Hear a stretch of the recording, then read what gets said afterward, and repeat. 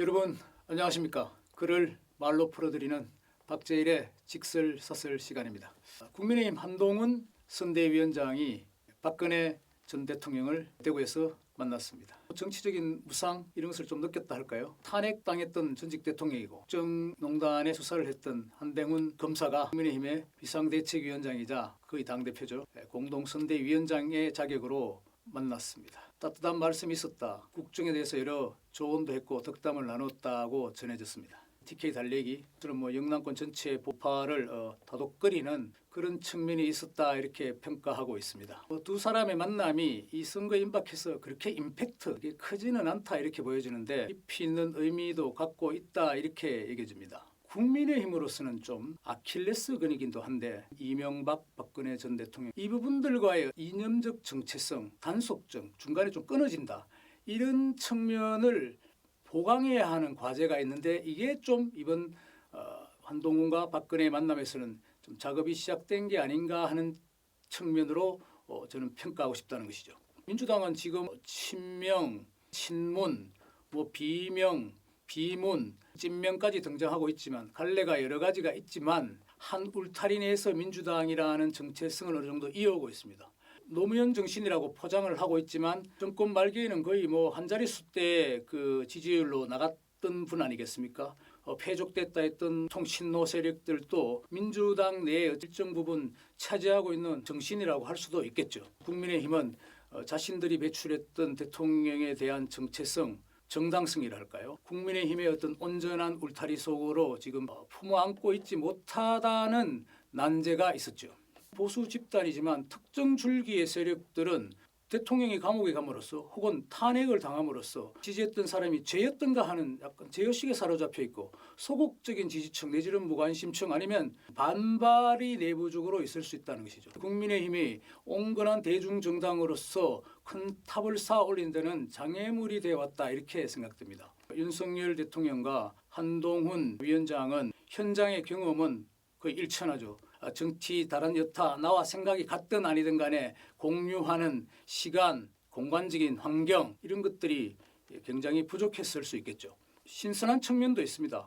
과거에 빛이 없기 때문에 거침이 없을 수 있죠. 그래서 쉽게 개혁이나 구호를 던지기가 쉬운 것입니다. 한동훈 위원장이 운동권 적폐 세력을 좀 청산하는 선거로 가져가겠다 하는 것은 굉장히 타이밍이 좋은 시대 정신에 부합하는 훌륭한 선택이었다 이렇게 보여지는 것이죠. 전직 대통령과 관계에서 얘기하면 윤석열, 한동훈 위원장까지 과거 국정농단 사건에서 수사팀이었다 하는 것이 부담스러울 수 있는 사실이었는데 그것을 점점 좀 희석시키는 작업이 진행되어 왔다고 할 수 있겠습니다. 새로운 보수 정당의 건설에 있어서 튼튼한 기초공사가 필요하다. 기초가 튼튼하다면 높게 지을 수 있겠죠. 그런 작업들이 정당 재건에 필수적이고 다급한 과제였다는 것이죠. 함축에서는 박근혜 전 대통령의 변수만 놓고 본다면 박근혜 전 대통령이 과연 탄핵이 정당했느냐 하는 그런 의문을 품는 보수 계열의 사람들이 굉장히 많다는 것입니다. 지금 와서 박근혜 전 대통령의 어떤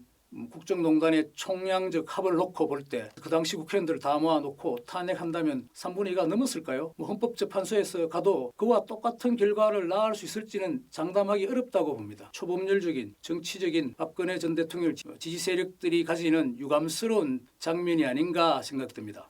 수사했던 당신이 왜 박근혜 전 대통령을 만나느냐 하는 질문에 한동훈 위원장은 법률적으로 또 사면이 되신 분이고 전직 대통령이고 이재명 지금 당대표나 조국 혁신당 대표처럼 권력을 장악하기 위해 나오신 분이지 않느냐. 정치인으로서 시간이 짧지만 못 만날 이유는 전혀 없다고 응수했죠. 아니 옛날에 이런 일을 가지고 수사검사가 지금 와서 또 만나겠다는 게 그게 말이 되느냐 하고 적절한 대응이냐고 하겠지만 지금도 그런 상황이 연출되고 있지 않습니까? 민주당에서는 윤석열 심판이라는 포괄적인 의미에서의 선거 구호를 내세우고 있다가 지금 와서는 끌어내리겠다.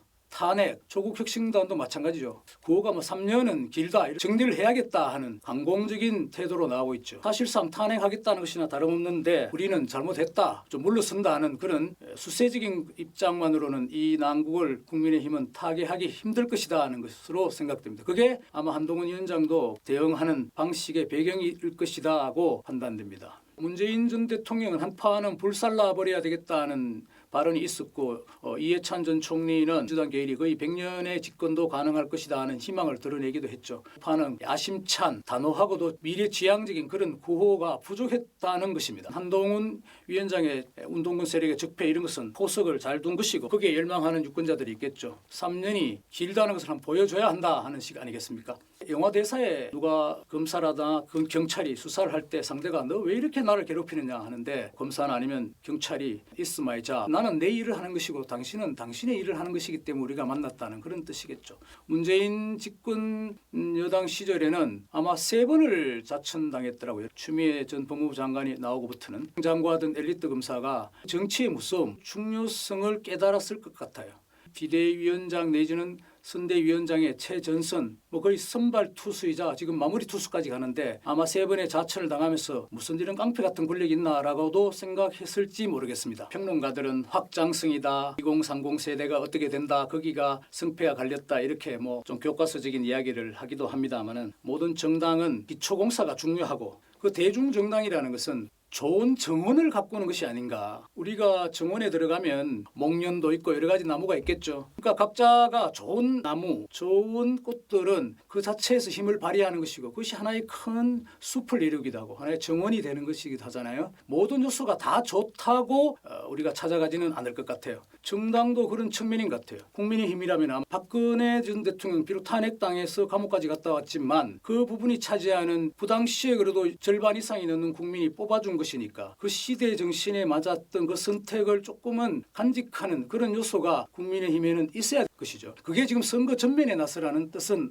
아니다는 겁니다. 더불어민주당 경우는 굉장히 그런 확장성이 있는 사람들이 유튜브도 나오든 방송에서 굉장히 많이 뒷받침되는 거지만 국민의힘은 그런 측면에서 좀 약하다는 점을 말씀드렸죠. 그러니까 박근혜라는 전직 대통령과 한동훈 비대위원장의 어떤 만남도 정당의 정원을 잘 가꾸는 일찍 좀 시작됐어야 할 작업이었다고 봅니다. 그런 측면에서는 이번 그 두 사람의 만남을 좀 깊이 있게 평가할 부분이 있는 것 같습니다. 국민의힘도 유승민 전 의원 같은 사람도 지금쯤 등판시켜야 좀 그 어떤 목소리, 박근혜 전 대통령 유승민 상당히 대치적이지 않습니까? 이걸 전부 포괄할 수 있는 영광로처럼 녹일 수 있는 훌륭한 정원을 잘 가꿀 수 있는 측면에서 본다면은 심도 있게 한번 고려해 봐야 되지 않을까 이렇게 생각합니다. 오늘 직설사설 마치겠습니다. 고맙습니다.